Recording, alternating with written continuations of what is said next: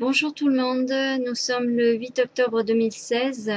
Je vais vous faire donc une vidéo explicative sur un travail qu'a fait une dame qui s'appelle Isabelle sur le site d'Elichéan, par lequel je lis beaucoup justement.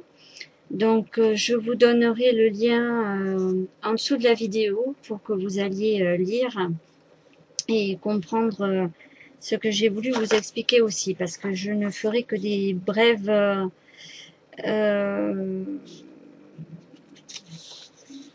alors c'est-à-dire qu'elle sera en deux étapes, voilà, parce qu'il me manque certaines choses à revérifier, mais je vais vous dire ça. Alors le titre donc des recherches d'Isabelle sur le site d'Elichéan s'intitule « Le Vatican impliqué dans la plus vaste imposture contre l'humanité ». Alors, par Isabelle. Donc, j'ai déjà 2 points là à voir sur son texte, à vérifier, donc à lire pour vous donner la suite sur une prochaine vidéo. Donc, voilà. Alors, il est dans le texte que le père Giuseppe Tanzella-Nitti, théologien à l'université pontificale de la Sainte-Croix de Rome, qui a rédigé un document, qui faisait donc sur le site de l'encyclopédie interdisciplinaire de la religion et de la science, en fait, où il affirme que lors d'un contact avec les extraterrestres spirituels, c'est bien spirituel, ce n'est pas quelque chose qui est pour l'instant matière comme nous en 3e dimension, c'est une sacrée différence quand même, spirituelle, ça touche quand même l'âme. Donc, pour moi, c'est bien ce que j'ai trouvé depuis un moment, que ce ne sont pas des êtres vivants qui peuvent se matérialiser comme ça, d'un coup. Il y a tout un paramétrage qui est fait, un contexte pour que ces extraterrestres spirituels arrivent à nous quand même.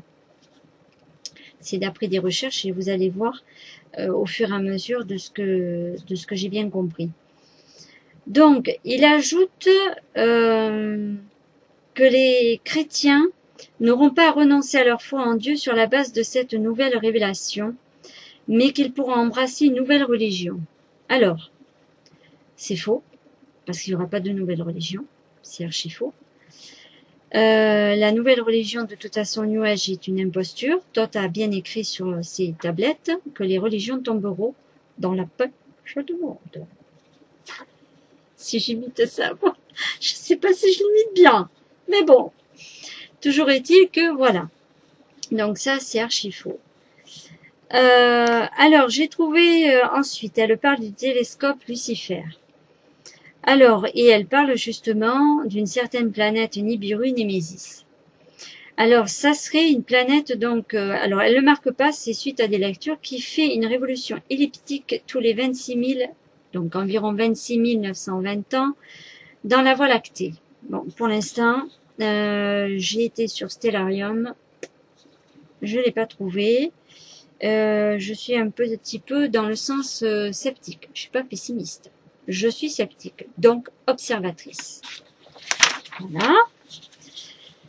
Ensuite, dans son texte, de quelle nature sont les extraterrestres? Alors ça m'a paru quand même assez flagrant. L'Université d'Arizona a procédé à une étude en 2009 sur la communication avec des entités spirituelles. On revient toujours à la spiritualité, spirituelle, âme. Intitulé le projet Sophia, déesse grecque. Alors là, j'ai mis, c'est la Pistis Sophia diagnostique, il n'y a pas photo, c'est là-dedans.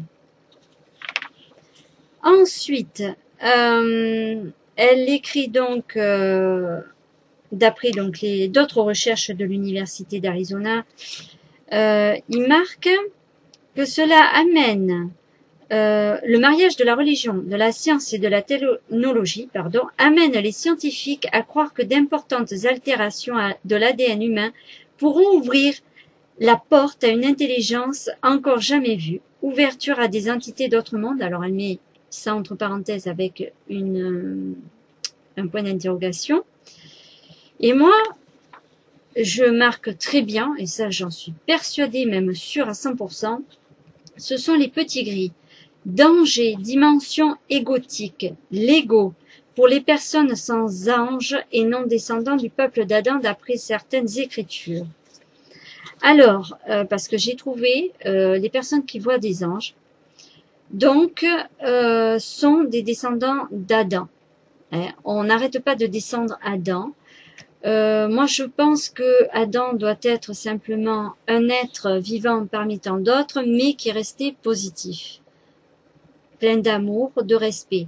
Imaginons qu'ils connaissent rien à la religion, puisque l'être humain n'a jamais été autant spirituel qu'à l'heure actuelle, avec tout ce qui se passe, alors qu'avant, pas du tout. Ils cherchaient sa voie encore. Donc, et je dirais donc les paramètres sont les suivants. Les paramètres pour qu'il y ait manifestation de ces petits gris, ces entités spirituelles qui sont l'ego en lui-même, c'est-à-dire que c'est la projection et comment on pourrait dire, projection et éjection de sa propre âme négative dans l'ego qui est mis à l'extérieur. D'accord? Ok, on suit jusque-là. Je sais, on va se dire, oui, mais on les voit avec des soucoupes volantes. À confirmer pour l'instant.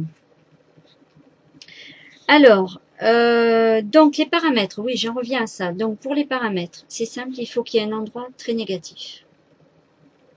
Ou alors qu'il y ait des gens très sensibles, à fleur de peau, et alors qui capteraient toutes les énergies négatives et qui ne savent pas comment faire. Donc il y a panique à bord.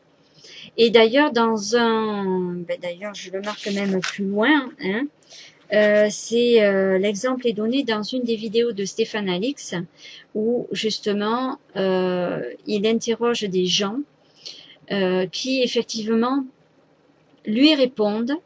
Et quand je les ai vus au niveau des interviews et de leur environnement, tout le négatif que ça a fait, que ça a apporté, c'est-à-dire que les gens, au lieu d'être dans le véritable amour, en fait, ne l'étaient pas, ou n'en sont pas du tout conscients, donc pas éveillés. Et du coup, ce qui se passe, c'est panique à bord, et tout le monde se sépare, tout le monde part les pieds en avant, hein, et la foi, il n'y en a pas. La foi, finalement, quelque part, n'y est pas, puisqu'il y a divorce, il y a problème, il y a, voilà, ça ne crée que de ça. Ok, jusque-là? Alors, on continue. Le mariage de la religion et de la science, donc j'ai bien dit ça. Ah voilà. Alors avec des capacités, donc ça envisagerait une nouvelle race, avec des capacités transhumaines. Alors robots avec les handicapés, c'est ce qui nous arrive à l'heure actuelle, le transhumanisme. On est en train de fabriquer une nouvelle race.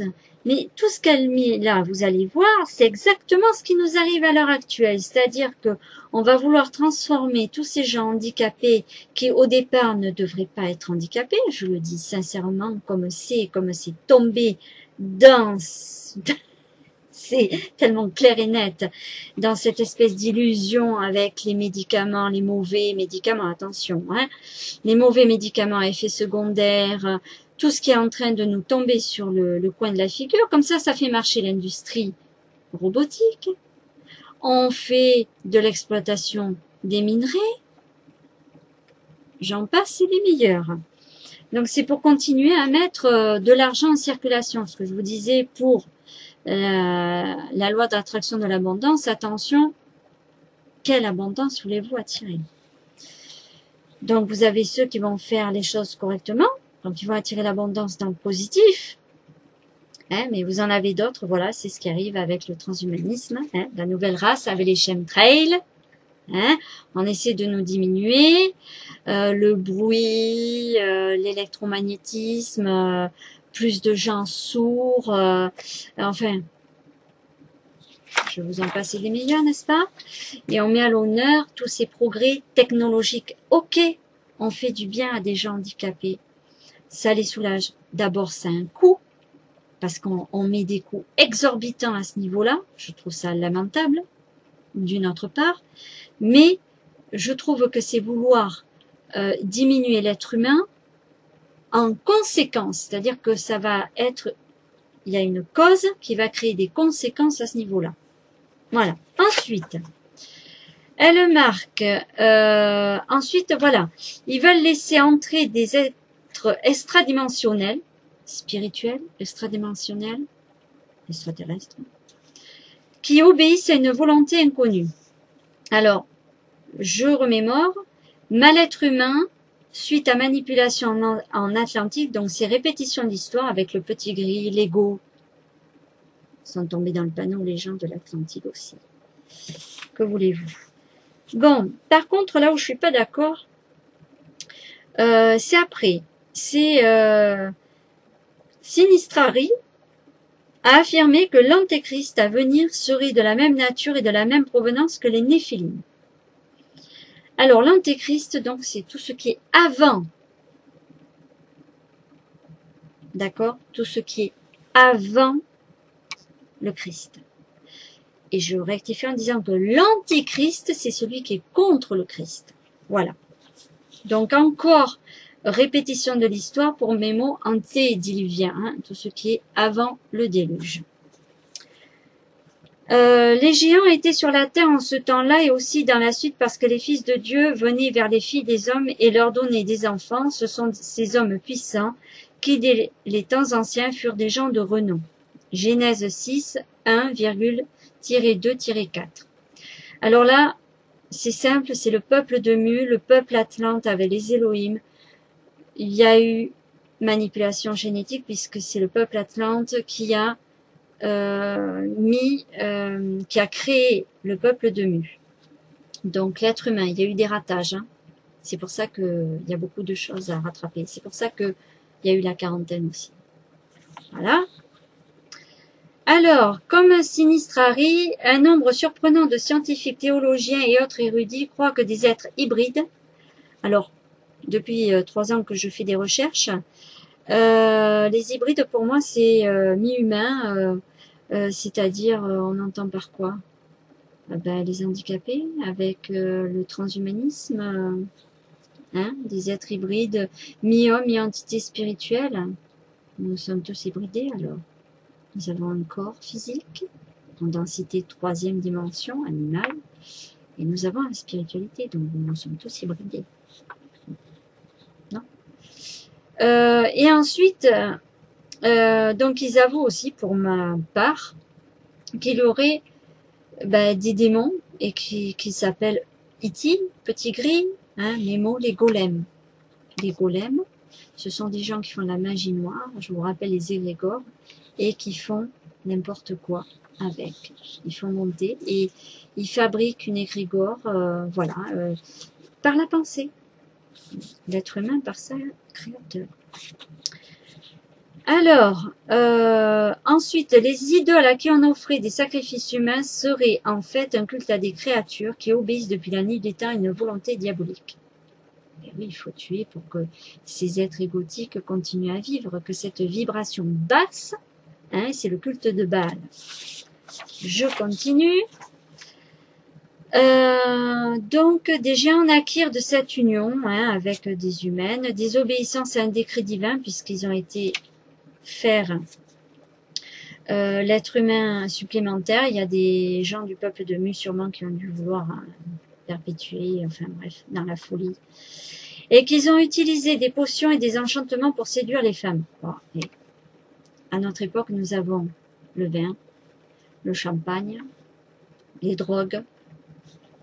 D'accord? C'est la même chose chez eux. Hein. Babylone, vous savez, Zoroastre. Hein. Ils saoulaient plein de monde dans une salle qui était prête. Toutes ces personnes étaient prêtes à faire une orgie pour avoir l'instant révélation. J'ai vu un reportage sur Arte. Faut le faire. Hein. Alors, et la terre était corrompue devant Dieu, et la terre était pleine de violence, et Dieu regarda la terre, et voici, elle était corrompue, car toute chair avait corrompu sa voix sur la terre. Et Dieu dit à Noé, la fin de toute chair est venue devant moi, car la terre est pleine de violence à cause d'eux, et voici, je vais les détruire avec la terre. Répétition de l'histoire, système politique de nos jours. Hein, vous voyez ce qui se passe avec... je ne vous nommerai pas les noms, parce que vous les connaissez déjà de toute façon. Ils engendrèrent des êtres humains avec 2 ailes, d'autres avec 4 ailes et 2 faces, un corps avec 2 têtes, d'autres avec des sabots de chevaux et d'autres encore avec le corps des chevaux avec une tête d'homme. Alors tout ça, manipulation génétique. Ils ont fait des tests avec les animaux. Vous voyez, à l'heure actuelle, on veut faire des clones. C'est la même chose. D'ailleurs, le livre de Jacher, texte hébreu au chapitre 4, verset 18, confirme que des mélanges génétiques d'une espèce avec une autre ont été faits pour provoquer Dieu. Bien sûr, dans leur manipulation provoquée par l'ego. D'accord. Donc, il faut savoir que ces descriptions ne sont pas sans rappeler ces divinités mi-humaines, mi-animales, vénérées par les peuples anciens, le Minotaure, le Centaure, le dieu Seth, Thoth, Anubis, etc. Alors moi, je remets les pendules à l'heure. Maintenant qu'ils me répondent si je me trompe, avec Thoth, etc. Les animaux représentaient leur totem animal de par leur naissance. Moi, j'ai un totem animal de par ma naissance. Donc voilà, déjà on peut savoir à quelle époque Thoth est né. N'est-ce pas? Bon, allez, j'ai pas fini encore. Voilà. Ensuite, un fragment de rouleau trouvé dans la grotte 4 parmi les manuscrits de la mer morte attribue le texte à Amram, le père de Moïse, lettre qui décrit une conversation entre un ange maléfique ayant l'apparence d'un reptilien. L'auteur apporte que son interlocuteur se nommait Melchirecha, que ce dernier disait être un des chefs des anges venus diriger les hommes et qui lui donnait le choix de choisir son maître parmi tous les autres anges. Alors, je mets un point d'interrogation parce que Melchirecha, pour moi, ça me fait penser à Melchizedek. J'ai pas encore été vérifié, mais je pense que ça a dû être enfoui et bien manipulé, tel un serpent, tac tac. Alors l'ange maléfique, ayant l'apparence d'un reptilien, bon, c'est quelqu'un qui voyait. Donc il voyait, qui était en alignement avec la source divine, avec les éléments de la nature et le côté spirituel. Donc il voyait comment cet homme était à travers son corps humain. Où en était son esprit? Merci. Donc son esprit en était où? En fait, c'est un homme. Il voit spirituellement, énergétiquement son prochain par la glande pinéale, tout simplement. Il a le 3e œil ouvert. C'est aussi simple que ça. Et il voit comment est son prochain, à quel niveau d'énergie spirituelle il est. Voilà. Donc, il pouvait être maléfique. Moi, j'en ai croisé un il y a une semaine. J'en ai croisé une autre personne avec des yeux de reptilien. Que voulez-vous que je vous dise? Alors, ensuite, ange déchu, néphilim, manipulation génétique et abduction extraterrestre. Des films hollywoodiens ont amplement exploité ce thème et ils ont eu pour effet de discréditer ce phénomène véritable et encore bien actuel. Des millions de témoignages de personnes victimes de ces enlèvements ont été répertoriés et de multiples ouvrages de chercheurs sérieux ont été produits. Donc pour savoir, il faut voir la situation familiale, dégradation de leur vie. Voilà, Mémo, il y a une vidéo avec interview avec Stéphane Alex, voilà, vous voyez. Donc, vérifiez bien. Hein? Ensuite, nous avons le chercheur David Jacob, qui est un historien spécialisé dans la culture populaire à la Temple University, a fait un doctorat sur le sujet des ovnis en 1975. En 1992, il a publié Secret Life, First-Hand Accounts of UFO Abduction. Excusez-moi, je le fais en bon français. En 1998, il publie des conclusions alarmantes dans son ouvrage The Threat, Revealing the Secret Alien Agenda, et en 2000 dans UFOs et Adoption, Shining the Borders of Knowledge. Alors bien sûr, ces êtres-là donc enlèvent une masse d'êtres humains à travers le monde pour extraire du matériel génétique dans le but de créer une race hybride. Nazi, eugénisme. Question. Bon, là je pense que 20 minutes c'est assez suffisant. Je vous laisse réfléchir quand même et je vous dis à bientôt dans la prochaine vidéo.